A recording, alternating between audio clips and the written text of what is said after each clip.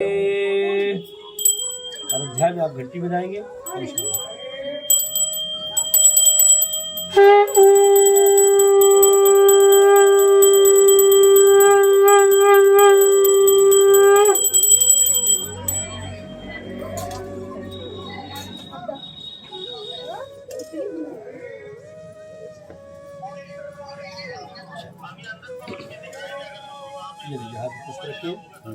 भाव से भगवान की कथा का श्रवण करिए। अथ श्री सत्यनारायण कथायाम प्रथमो अध्याय। लो भैया यहाँ प्रथमो अध्याय। पहले अध्याय में भगवान श्री सत्यनारायण के व्रत की विधि और व्रत की महिमा का वर्णन सूत जी करते हैं और कहते हैं कि सुनिए। एकदा नैमिषारण्ये ऋषिया शौनकादयः प्रमुनिया सर्वे सूतम पौराणिकम खलु। श्री व्यास जी ने कहा कि एक समय नैमिषारण्य तीर्थ में शौनक आदि सभी ऋषियों था मुनियों ने पुराण शास्त्र के वेता से सूत जी महाराज जी से पूछा। क्या पूछा? कहते हैं कि व्रतेन तत्सा किंवा प्राप्ते वांछितम फलम तत्सर्वं सोदभिक्षाम कथयस्व महामुने। कहते हैं कि हे महामुनि, कलिकाल में किस व्रत और तपस्या से व्यक्ति को मनोवांछित फल प्राप्त होता है? आप कृपा करके हमको वह बात सुनाइए, वह कथा सुनाइए। जब ये बात सुनी तो सूत जी कहते हैं, सुनिए, जैसा प्रश्न आपने मुझसे किया है ऐसा ही प्रश्न एक बार नारद जी ने किया था। किससे किया था? भगवान श्री कमलापति से, श्री वैकुंठाधिपति से। अब जब ये बात शौनक आदि ऋषि सुने तो कहते हैं, भगवान मेरी इस कथा पे बड़ी श्रद्धा हो रही है, आप जरा इस कथा को विस्तार से सुनाने की कृपा करें। जब ये बात सुनी सूत जी ने तो कहा कि वाह, धन्य है आप। क्यों? क्योंकि आज के समय में, इस समय भगवान की कथा जो सुनने की इच्छा रखता है वो भगवान का भक्त ही हो सकता है, दूसरा अन्य कोई भी हो सकता है। वो अपने साथ साथ इस समाज का, इस जन कल्याण का भी ध्यान रखता है। आइए मैं आपको अवश्य वो बात बताता हूँ। तो कहते हुए, कथा सुनाते हुए आगे कहते हैं, सुनिए, एक बात की बात है। नारद जी भ्रमण करते हुए इस पृथ्वीलोक पे आए। पृथ्वीलोक पे आए तो देखा कि यहाँ के जो प्राणी है, संसार के जो प्राणी है, वो बड़े दुखी है, बड़े कष्ट में। उनका भंडार भरा है, सब कुछ है, लेकिन फिर भी मन अशांत है, कलह मची हुई है, सुख नहीं है, आनंद नहीं है, सुकून नहीं है, चैन नहीं है, आपस में ही भिड़ रहे हैं, आपस में ही लड़ रहे हैं। देखा नारद जी ने, सोचा प्रभु ये कैसी लीला है आप, ये कैसी माया है। सब प्राणियों को आपने बनाया, सबके जीवन में देने वाले भी आप ही हो, लेकिन किसी को तो बड़ा सुखी कर रखे हो, कोई तो बड़ा आनंद कर रहा है, अब कोई बड़ा दुख भोग रहा है। ये ढेर सारे प्रश्न लेकर निकल पड़े। कहा वैकुंठाधिपति श्री विष्णु धाम की ओर। कैसे? भगवान के नाम का कीर्तन करते हुए, श्रीमन नारायण नारायण नारायण श्रीमन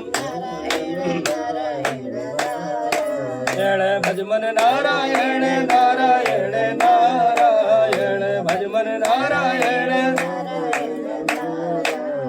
सत्य नारायण नारायण नारायण सत्य नारायण। भगवान के इस नाम का कीर्तन करते हुए निकल पड़े और जब पहुंचे देखा, कहा वैकुंठ धाम में तो भगवान अपनी शेष शैया पर विराजमान थे, मंद मंद मुस्कुरा रहे थे। उनके हाथों में शंख चक्र गदा पद्म सुशोभित हो रहा था, गले में सुंदर सी वनमाल पड़ी हुई थी। भगवान की इस अद्भुत अलौकिक छवि का दर्शन करके नारद जी साष्टांग प्रणाम करते हैं और कहते हैं, हे भक्तों की रक्षा करने वाले भक्त वत्सल भगवान, हे करुणा निधान, हे दया निधान, हे प्रभु मैं आपकी शरण में आया हूँ। हे प्रभु आप मेरी रक्षा करें, त्राहि माम त्राहि माम त्राहि माम।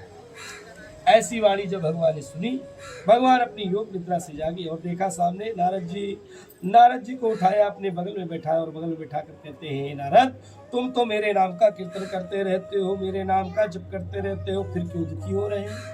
क्या कष्ट है तुम्हें? नारद जी ने कहा, भगवान मैं अभी भी मृत्यु लोक से आ रहा हूँ। मैंने देखा कि संसार के जो प्राणी उनको बड़ा कष्ट हो रहा है, किस प्रकार से उनको उनके कष्टों से मुक्ति मिल सकती है, आप कृपा करके मुझे वो मार्ग, वो उपाय बतलाइए।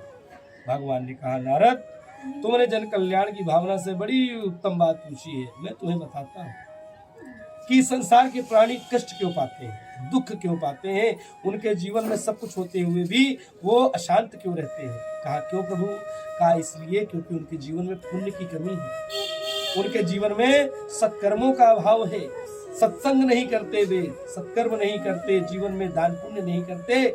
जीवन में सत्कर्म करने से ही, सत्संग करने से ही, पुण्य कर्म करने से ही व्यक्ति ना कुछ होते हुए भी सुखी होने का आनंद लेता है। कैसे? जैसे मेरे सुदामा, कुछ नहीं था उनके पास, लेकिन भगवान की भक्ति थी।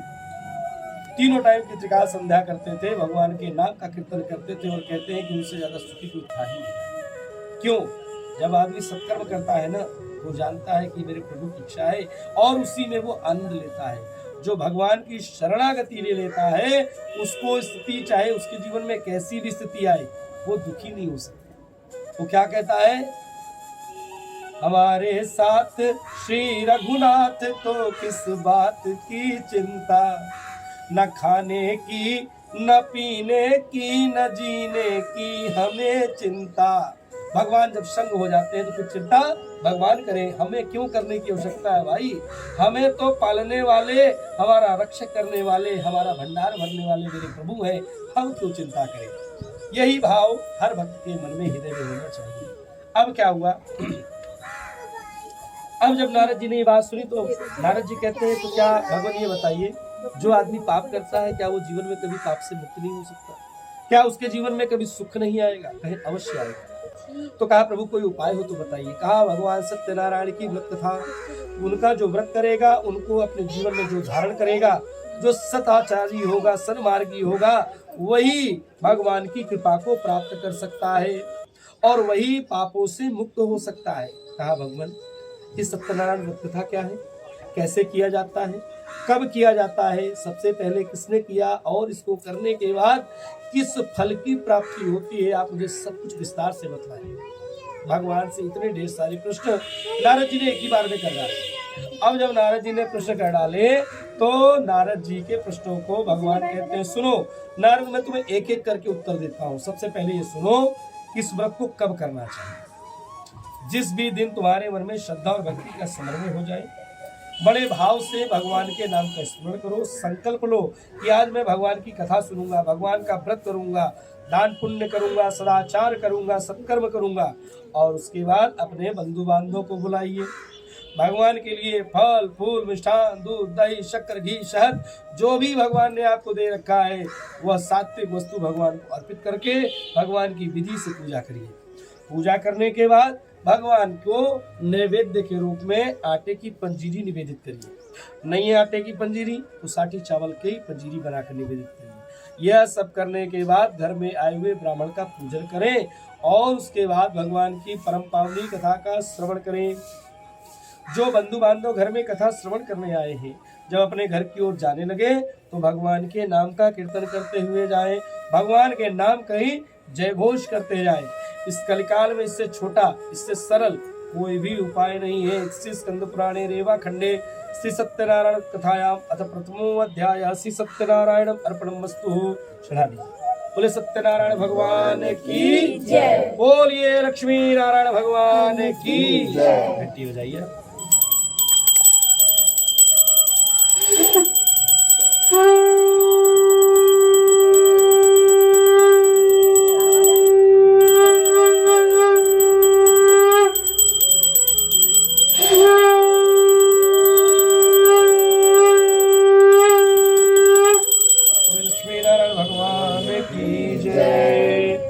अथ द्वितीयो अध्याय।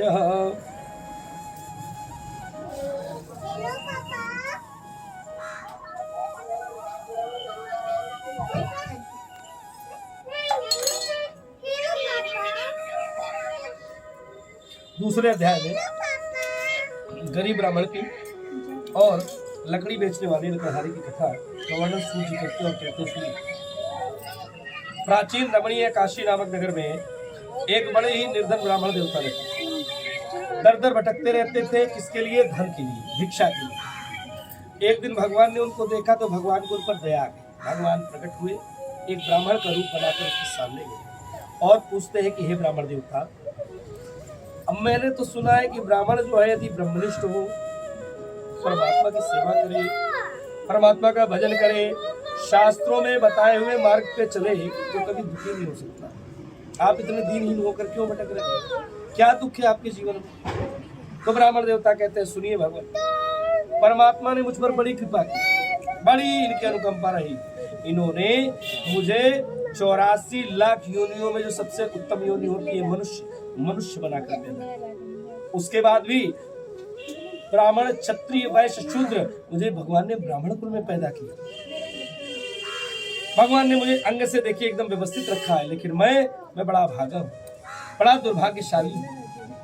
भगवान की की हुई इस कृपा का मैंने कभी अनुभव नहीं किया।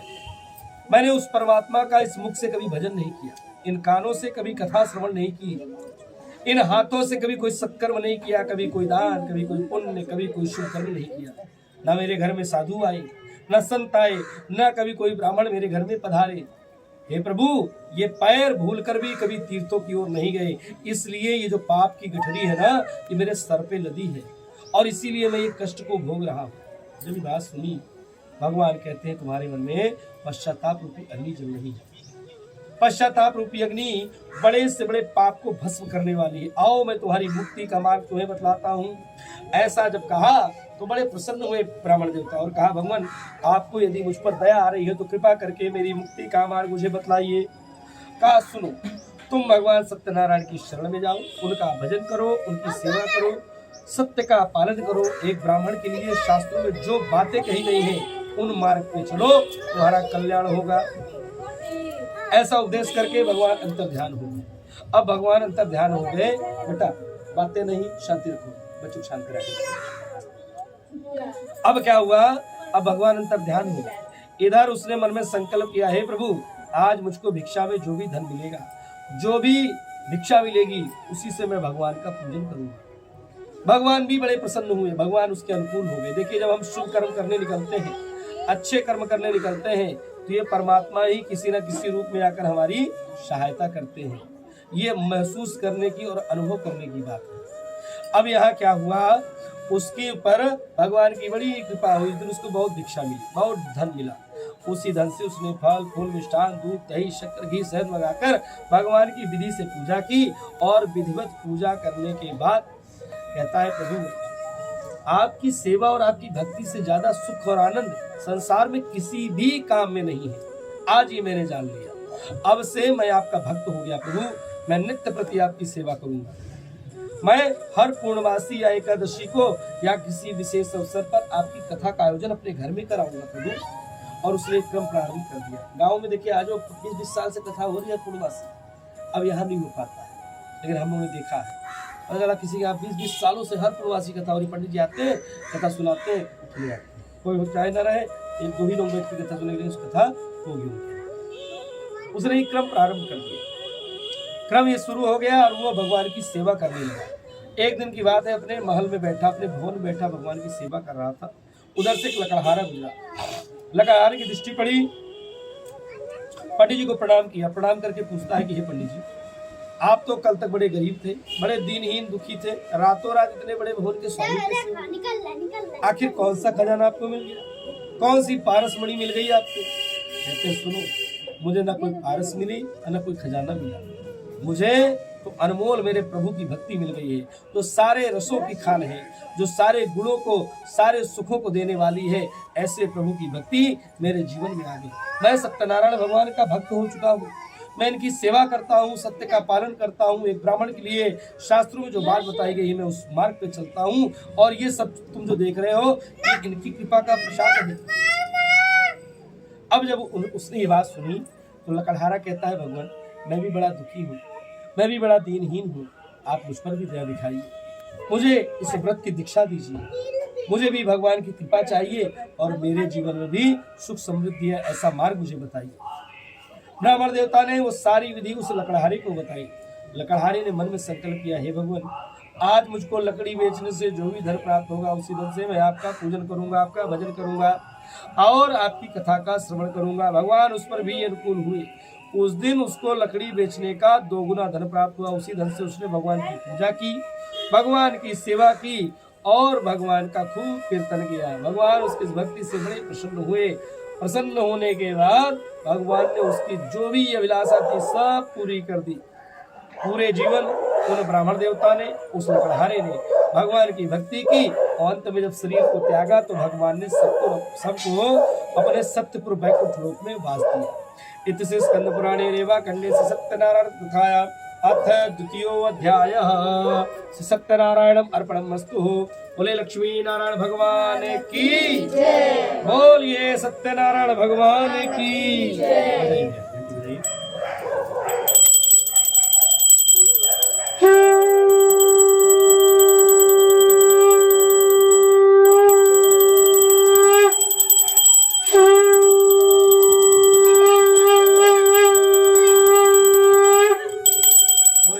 नारायण भगवान की जय। अथ तृतीयोऽध्यायः। तीसरे अध्याय में राजा उल्कामुख साधु बनिया लीलावती और कलावती की कथा का वर्णन सूत जी करते और कहते हैं, सुनिए। एक राजा थे, उनका नाम था, अभी मैं दे रहा हूँ नंबर, गौरव भाई 2 मिनट रुक जाओ, 10 मिनट है, अभी फोन कर रहा हूँ, अभी फोन कर रहा हूँ। का एक राजा थे, उनका नाम था उल्कामुख। वो राजा बड़े विद्वान, बड़े धर्मात्मा, बड़े ज्ञानी, बड़े ध्यानी थे। नित्य मंदिर जाया करते थे और गरीबों में और जरूरतमंदों में बहुत दान पुण्य किया करते थे। एक दिन की बात है, वो भद्रशिला नदी के तट पर बैठकर भगवान का पूजन कर रहे थे। भगवान का पूजन कर ही रहे थे, तब तक उधर से बनिया गुजरा। बनिया की दृष्टि पड़ी, राजा को प्रणाम किया और कहा, महाराज आप ये शुद्ध चित्त होकर क्या कर रहे हैं? कहा, सुन, मेरे जीवन में भगवान ने मुझे सब कुछ दिया है, एक संतान की कामना मेरे मन में है, इसलिए मैं इनको मना रहा हूँ, इनकी सेवा कर रहा हूँ। कहा, अच्छा क्या ये संतान देने वाले हैं? अरे कहा, ये संतान तुम्हारे मन में जो भी इच्छा होगी ना, भगवान सब पूरी करने वाले हैं। जो इच्छा हुई हो मनमाही, करी हो मनमाही, हरि प्रसाद कछ दुर्लभ नहीं। आपके मन में जो भी इच्छा होगी, मेरे प्रभु सबका ध्यान धरने वाले हैं, सब कुछ पूरा करने वाले हैं। अब जब ये बात सुनी तो उस बनिया ने कहा, हे भगवान, मेरे भी कोई संतान नहीं है, कृपा करके आप मुझे भी ये व्रत की दीक्षा दे, जिससे मैं भी भगवान को प्रसन्न कर सकूं और एक संतान की प्राप्ति कर सकूं। राजा ने सारी विधि उस बनिया को बताई। प्रसन्न मन से निकल पड़ा, घर गया, अपनी पत्नी से कहा, सुनो प्रिय, ऐसा है कि आज मैंने एक व्रत जाना है, जिसको करने से भगवान बड़े प्रसन्न होते हैं और धन धान्य की प्राप्ति होती है, संतान की प्राप्ति होती है, जिसको जो चाहिए भगवान सब देते हैं। कहा, अच्छा, कहा सुनो, यदि भगवान ने मुझे कोई संतान दी भविष्य में, तो मैं भी भगवान का पूजन करूंगा, भगवान का भजन करूंगा, भगवान की कथा सुनूंगा। जब ये बात कही उसने, भगवान ने उसके संकल्प को धारण कर लिया और उसकी जो पत्नी थी वो ऋतुकालीन धर्माचरण में प्रवृत्त हुई। कुछ ही महीने बाद वह गर्भ से हो गई और 9 महीने बाद उसको एक सुंदर सी कन्या रत्न की प्राप्ति हुई। कन्या का जन्म हुआ, सब बड़े प्रसन्न हुए, बड़े खुश हुए। उसकी पत्नी ने कहा, हे स्वामी, आपने पूर्व में एक संकल्प लिया था क्या, कि आप भगवान का भजन करेंगे, भगवान का पूजन करेंगे, भगवान की कथा सुनेंगे। तो भगवान ने अपने वादे को पूरा किया है, अब बारी हमारी है। हमको भगवान से किए गए उस वचन को, दिए गए उस बात को पूरा करना चाहिए। लेकिन वो लोभी बनिया कैसा पढ़ता है, वो कहता, सुनो प्रिय, ऐसा है, अभी कन्या का जन्म हुआ है, कि छठी बरही में हमने बड़ा खर्चा किया है, तुमको मालूम नहीं। ऐसा करता हूँ कि जब मैं अपनी बिटिया का ब्याह करूंगा ना, तो भगवान की कथा सुन लूंगा, भगवान का भजन कर लूंगा। पति ने समझाया बहुत, लेकिन माना नहीं माना। समय धीरे धीरे बीता और वह कन्या कलावती अपने पिता के घर में कला बड़ी हो गई, इतनी बड़ी हो गई कि उसको उसके ब्याह की चिंता सताने लगी। उसने क्या किया, उसने अपने दूतों को आदेश दिया, जाओ मेरी कन्या के अनुरूप योग्य वर खोज के लाओ। दूत गए, पड़ोस के नगर से एक बनिया का पुत्र खोज के लाए। उचित लग्न में, उचित मुहूर्त में दोनों का ब्याह संपन्न हो गया। अब जब ब्याह हो गया, उसकी पत्नी ने पुनः आग्रह किया कि हे स्वामी, आपने वादा किया था ना कि कन्या का ब्याह हो जाएगा तो हम कथा सुनेंगे, भगवान का पूजन करेंगे। तो हमने बिटिया का ब्याह भी कर दिया है, अब तो हमको कथा सुननी चाहिए ना। जब ये बात सुनी, वो लोभी बनिया पुनः कहता है कि देखो, तुम बहुत होशियार न बनो अपने आप, मुझे सब याद है, सब जानता हूँ, लेकिन मालूम है अभी कन्या के ब्याह में बहुत धन खर्चा कर दिया, बड़ा दहेज दे दिया है, कुछ बचा नहीं है मेरे पास। ऐसा करता हूँ, जाता हूँ मैं मेरे दामाद के साथ व्यापार करने, और व्यापार करके जब मैं आऊंगा ना, तो पूरे नगर वासियों के साथ भगवान की कथा का श्रवण कर लूंगा। अब जब ये बात उसने कही, उसकी पत्नी ने कहा, ठीक है स्वामी, जैसी इच्छा आपकी, लेकिन मेरी सलाह है कि भगवत कार्य को टालिए ना। जीवन में सब काम छोड़ दीजिए, लेकिन भगवान के काम को कभी न टालिए। और जिसने भगवान को टाला नहीं, जिसने भगवान का ध्यान रखा, उसने ईश्वर का ध्यान रखा। ईश्वर उसको अपनी गोद में जैसे माँ बच्चे को खिलाती है, ऐसे खिलाते हैं। कहा गया है, जिमि बालक राखे महतारी, उनकी वो रक्षा सदैव करते हैं। लेकिन बच्चा जब होशियार हो जाता है, बड़ा हो जाता है, तो माँ की गोद छूट जाती है। इसलिए भगवान से होशियारी नहीं, बस भगवान से प्रेम करो। भगवान से वैसे ही प्रेम करो जैसे एक शिशु प्रेम करता है। छोटा सा बालक, उसका कुछ भी खो जाए तो अपनी माँ से कहता है, माँ। ऐसे ही भगत को भगवान से स्नेह और प्रेम रखना चाहिए। और जब भगवान के लिए भक्त बालक बना रहता है, तो भगवान भी उसको वैसे ही उसका ख्याल रखते हैं। अब क्या हुआ, उसने होशियारी दिखाना शुरू कर दिया। फलस्वरूप हो गया, अपने दामाद के साथ व्यापार कर्म करने कहा।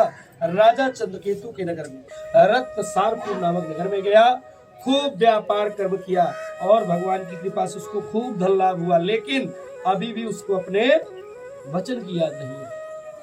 भगवान ने कहा, देखो इसको सब कुछ मैं दे रहा हूँ, लेकिन ये मुझे भूल बैठा है। अच्छा, बच्चे माँ बाप को भूल जाए, लेकिन माँ बाप बच्चे को कभी नहीं भूलते, सदैव याद रखते हैं। बेटे बच्चे चाहे जितने नालायक हो जाएं, लेकिन माँ बाप उन पर हमेशा कृपा की ही दृष्टि रखते हैं, करुणा की ही दृष्टि रखते हैं। जब सोचिए, हम संसार के माँ बाप, हमारा स्वभाव ऐसा है कि हम अपने बच्चे पर कितना भी बुरा कोई कम कर दे, उसके बाद भी गुस्सा नहीं रखते, उसके बाद भी दया करते हैं। तो सोचिए, तो संसार के ये तो हमारे जगदाधार है, ये कितने दयालु होंगे, ये कितने कृपालु होंगे। ये सिर्फ अपने बच्चों के गुण देखते हैं, दोष कभी नहीं देखते। क्या हुआ, भगवान ने अपनी माया फेरी। माया के फलस्वरूप उस राजा के नगर में हो गई चोरी। राजा चंद्रकेतु के नगर में चोरी हुई, रत्नसारपुर नामक नगर में चोरी हुई। और जब चोरी हो गई, और बेटा पानी, अब चोरी हो गई। और चोरी होने के फलस्वरूप चोर दौड़ते दौड़ते आए और जो धन था वो उन दोनों बनियाओं के सिरहाने पे रखे। सिरहाने पे रखकर वो दोनों बनिया, वो चोर छुप गए। इधर बनिया सो रहे थे। सोते हुए बनियाओं के सिरहाने पे राजा के सैनिकों ने जो धन देखा, तो उनको चोर समझा। चोर समझकर और धन लेकर वो पहुंच गए। कहा, राजा के सन्मुख पहुंचकर कहते हैं, महाराज यही आपके अपराधी है, बताइए इनको क्या दंड दिया जाए, इनको कौन सी सजा दी जाए। राजा ने कहा, इन्होंने हमारी श्री लक्ष्मी पर कुदृष्टि डाली, इनको मजबूती से बांधो, कारागार में फेंक दो। ऐसा ही किया गया, उनको दृढ़ता से बांधा गया, कारागार में डाल दिया गया। अब जब कारागार में डाल दिया गया तो बनिया रोने लगा और रोते रोते कहता है, प्रभु मैंने कौन सा पाप किया, कौन सा अपराध किया है जिसकी मुझे सजा मिल रही है। अच्छा, भगवान से कहिए, आप अगर आप कहते हैं तो ये अवश्य सुनते हैं, लेकिन सबके लिए नहीं, ये उन्हीं के लिए सुनते हैं और उन्हीं की सुनते हैं जो श्रद्धा से कहता है, जो भाव से कहता है। आप श्रद्धा से खिलाते हैं, भगवान मेरे अवश्य खाते हैं। आप श्रद्धा से जो भी देते हैं, जो भी कहते हैं, वे सब सुनते हैं। लेकिन श्रद्धा नहीं होगी, विश्वास नहीं होगा, तो मेरे प्रभु कहाँ से खाएंगे। और कौन कहता है कि भगवान खाते नहीं, हम यशोदा की तरह खिलाते नहीं। उनकी करुणा में कोई कमी है नहीं, पात्रता में हमारी कमी रह गई। अरे वो तो कहते हैं कि सकल जीव मोरे उपजाया, सब पर मोर बराबर दाया। मैं सब पर बराबर कृपा करता हूँ, ना किसी पे कम करता हूँ, ना किसी पे ज्यादा करता हूँ। जो मुझसे जितना प्रेम करता है, मैं उससे उतना प्रेम करता हूँ। यही इनका सिद्धांत है। अब क्या हुआ, उसने भगवान से कहा, प्रभु मैंने कौन सा पाप किया, कौन सा अपराध किया। तो भगवान ने भी कहा, भगवान ने उसके अंतर हृदय में चेतना जागृत की। देख, तू बार बार मेरी पूजा से उदासीन हो रहा है, इसलिए तेरे जीवन में यह कष्ट तुझे बार बार हो रहा है। उसने भगवान से क्षमा मांगी। क्षमा मांगते कहा, प्रभु मुझे इस बंधन से मुक्त करिए, मैं बंधन से मुक्त होते ही आपका भजन करूंगा, आपका पूजन करूंगा, आपके नाम का कीर्तन करूंगा। भगवान भी दयालु है। भगवान ने उसके अपराध को विसारा, उस पर दया दिखाई और राजा चंद्रकेतु को सौंप दिया। हे राजन, वो दोनों बनिया निर्दोष है, प्रातः काल होते ही तुम दोनों को मुक्त कर देना, अन्यथा मैं तुम्हारे राजपाट से तुम्हें नष्ट कर दूंगा। ऐसा ही किया उसने। उस राजा ने उन दोनों बनियाओं को मुक्त किया, दोनों के दाढ़ी बाल बनवाए, सुंदर सुंदर वस्त्र दिए, जो कुछ उनका हरण कर लिया था उनको दूना करके वापस किया, प्रणाम किया, अपने अपराध के लिए क्षमा मांगी और प्रसन्नता पूर्वक उनको उनके नगर जाने की आज्ञा दे दी। वो भी डरते डरते राजा को अपने नगर की ओर निकल पड़े। श्री स्कंद पुराणे रेवा खंडे श्री सत्यनारायण कथायाम अथ तृतीयो अध्याय श्री सत्यनारायण अर्पणमस्तु। बोलिए लक्ष्मी नारायण भगवान की जय। बोलिए सत्यनारायण भगवान की जय हो।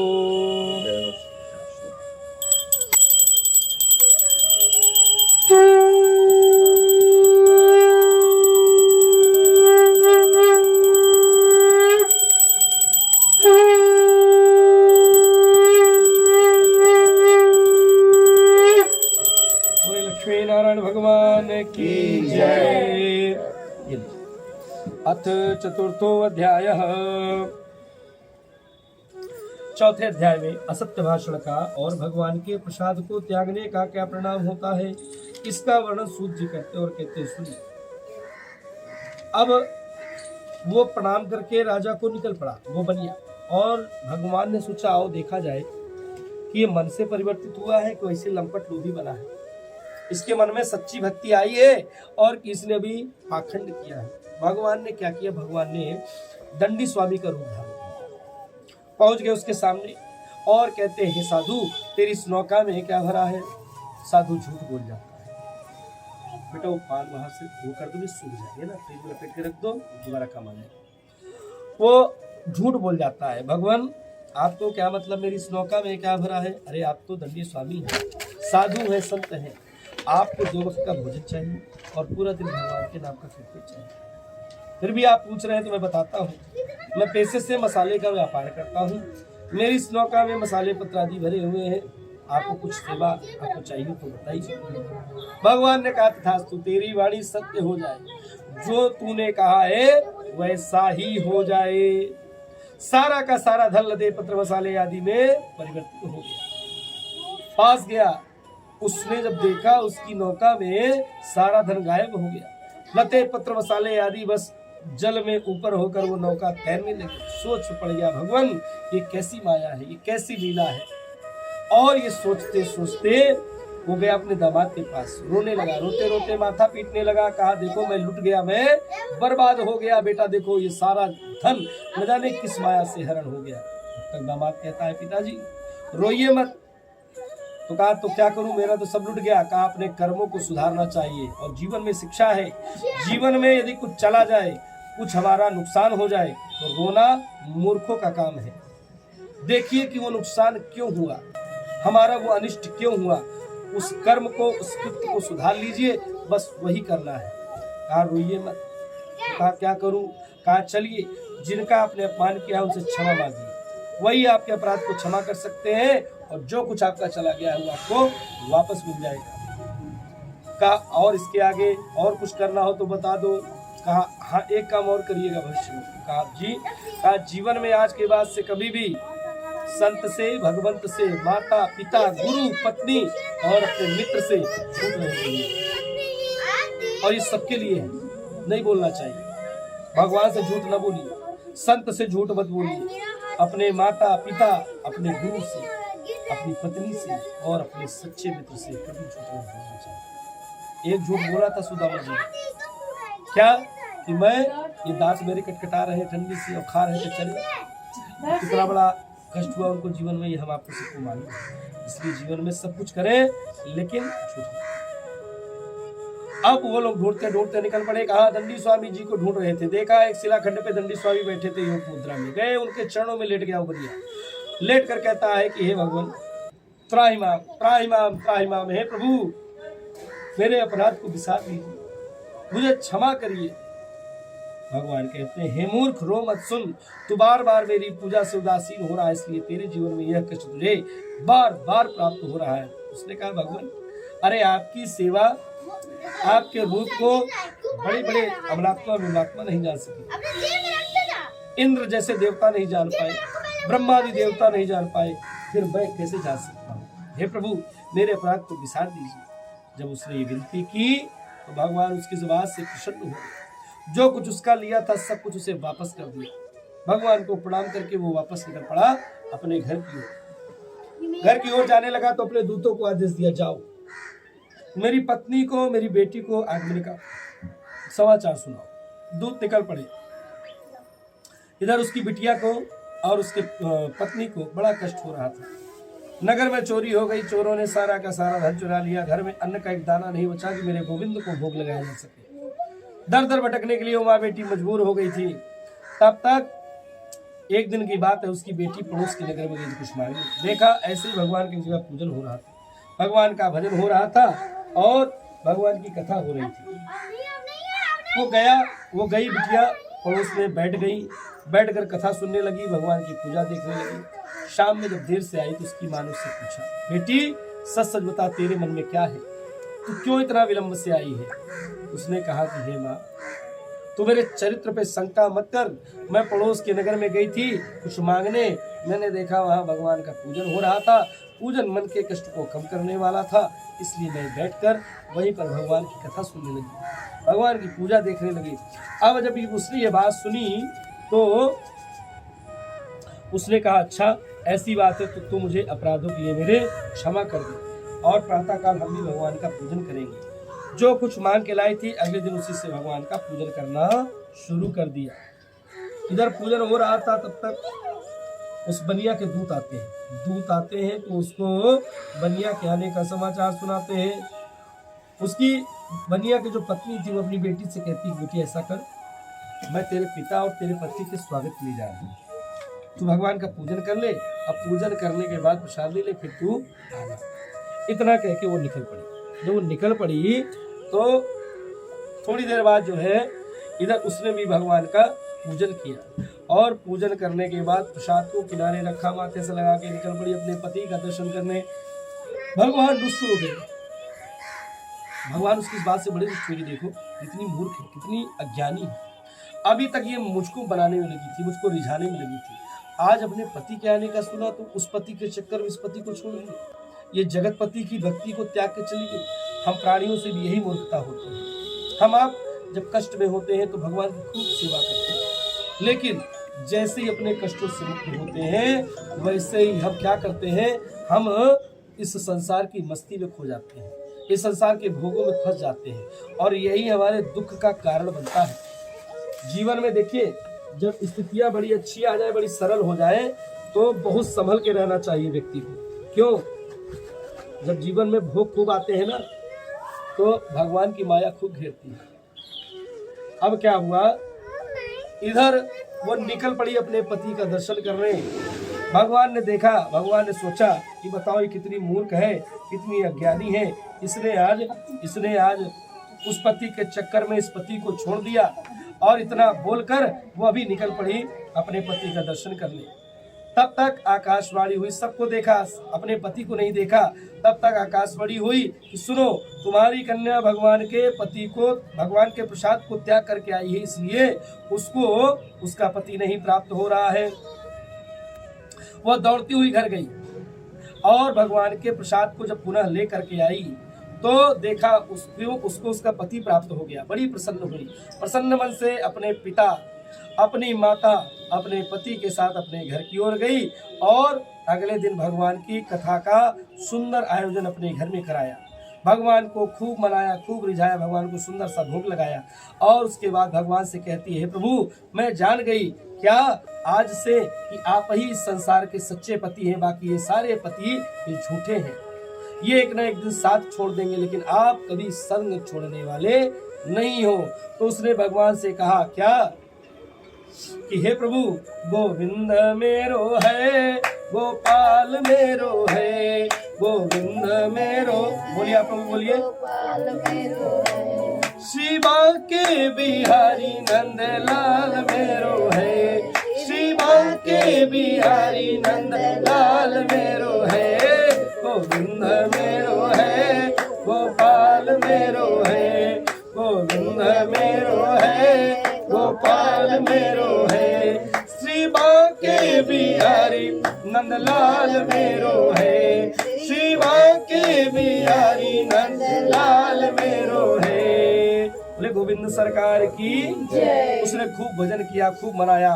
पूरे जीवन काल उस बनिया के परिवार ने भगवान की भक्ति की।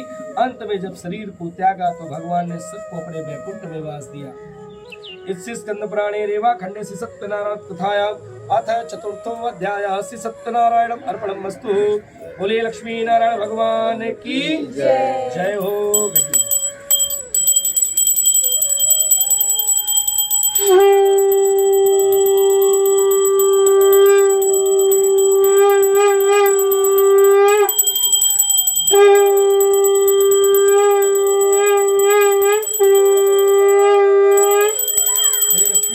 भगवान की जय। अथ पंचम अध्याय। पांचवें अध्याय में राजा तुंगध्वज और गोपवालों की कथा का वर्णन सूत जी करते हैं। क्या कहते हैं तो सुनिए।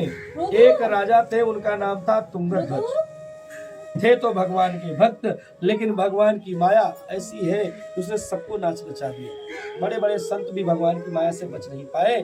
फिर हम इन संसार के साधारण प्राणी हम लोग के बस की बात नहीं। वो राजा एक दिन गया शिकार करने, खूब ढेर सारे पशुओं को मारा उसने, और मार करके जब वापस आने लगा तो देखता है कि एक जगह गोप ग्वाले भगवान का पूजन कर रहे थे। प्रसाद लेकर आए उस राजा के सन्मुख देने लगे प्रसाद, तो राजा ने अहंकार उस प्रसाद को मना कर दिया, ठुकरा दिया। भगवान ने सोचा, अरे बताओ कितना लंपट है, कितना अज्ञानी है, आज इसने भगवान के प्रसाद को त्याग दिया। इसको सब मैंने दिया और ये मेरे ही प्रसाद को ठुकरा रहा है। भगवान उसकी इस बात से बड़ी रुष्ट हुए। भगवान ने क्या किया, भगवान ने उसके सभी 100 पुत्र नष्ट कर दिए, राजपाट छीन लिया, उसका धन संपदा वैभव सब लुट गया, कुछ नहीं बचा। जीवन में जब पद प्रतिष्ठा मान सम्मान रुपया पैसा ऐश्वर्य मिले ना, और नम्र हो जाए और सरल हो जाए। लोग क्या करते हैं कि जब ये सब मिलता है ना, अहंकार से फूल जाते हैं, है ना, और ये अहंकार ही उनको नीचे ले आता है।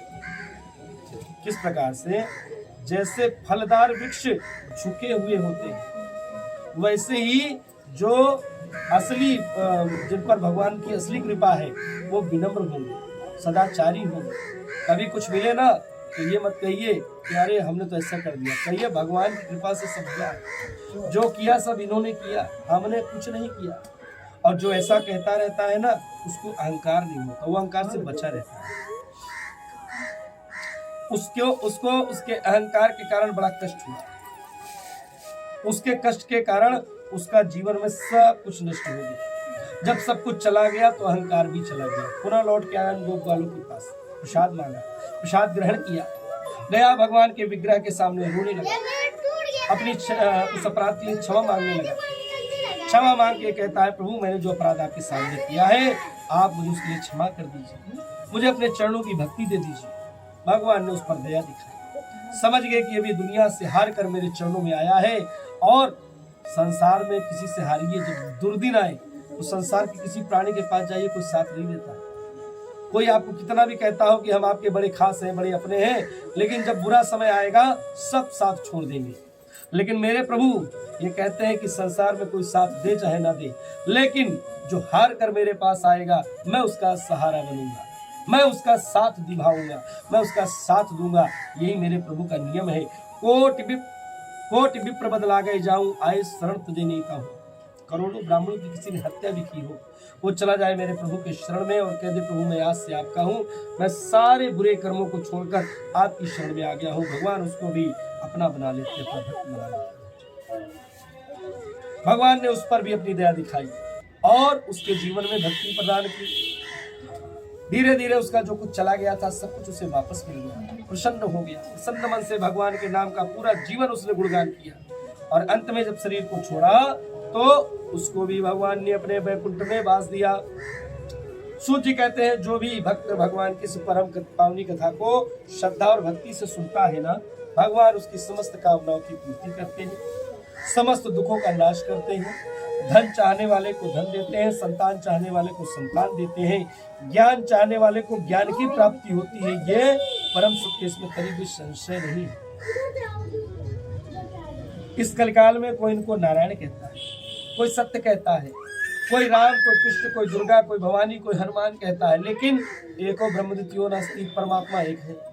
शक्ति एक है, उसके रूप अनेकानेक है। जिस रूप से मेरा प्रेम हो जाए उस रूप का भजन कर लीजिए भगवान, उसी रूप में आके हमारा आपका कल्याण कर दीजिए। आइए मैं उन लोगों का वृत्तांत सुनाता हूँ जिन्होंने पूर्व काल में भगवान का भजन किया, उनको किस गति की प्राप्ति हुई। महान प्रज्ञा संपन्न सदानंद नाम के जो ब्राह्मण थे, सत्यनारायण का व्रत करने के प्रभाव से दूसरे जन्म में सुदामा नाम के ब्राह्मण हुए। उस जन्म में भगवान श्री कृष्ण का ध्यान करके उन्होंने मोक्ष पद की प्राप्ति की। लकड़हारा बिल्कुल ग्रहों का राजा हुआ और अगले जन्म उसने भगवान श्री रंगनाथ की पूजा करके अंत में वैकुंठ प्राप्त किया। इसी प्रकार धार्मिक और सत्यव्रती साधु पिछले जन्म के सत्यव्रत के प्रभाव से दूसरे जन्म में मोरध्वज नाम का राजा हुआ। उसने आर्य से चीरकर अपने पुत्र की आदि दे भगवान विष्णु को अर्पित कर दी थी। भगवान उसकी भक्ति से बड़े प्रसन्न हुए कि देख राजन, तूने सत्य की रक्षा के लिए अपने पुत्र तक का त्याग कर दिया, धन्य है तू, मैं तेरी भक्ति से बड़ा प्रसन्न हूँ। मैं तुझे ये वरदान देता हूँ कि जब कभी सत्य की चर्चा होगी ना तो राजन तेरा भी नाम लिया जाएगा। तब से राजा मोरध्वज 5वें अध्याय में स्मरण किए जाते हैं।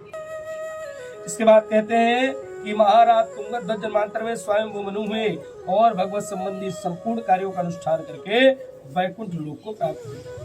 जो गोपगण थे वे सब जन्मांतर में ब्रजमंडल में निवास करने वाले गोप हुए और सभी राक्षसों का संहार करके उन्होंने भी भगवान का शाश्वत धाम गोलोक धाम प्राप्त कर लिया। इसी स्कंद पुराणे रेवा खंडे श्री सत्यनारायण कथायाम अथ पंचम अध्याय श्री सत्यनारायण अर्पणमस्तु। बोले लक्ष्मी नारायण भगवान की जय, बोलिए सत्यनारायण भगवान की जय।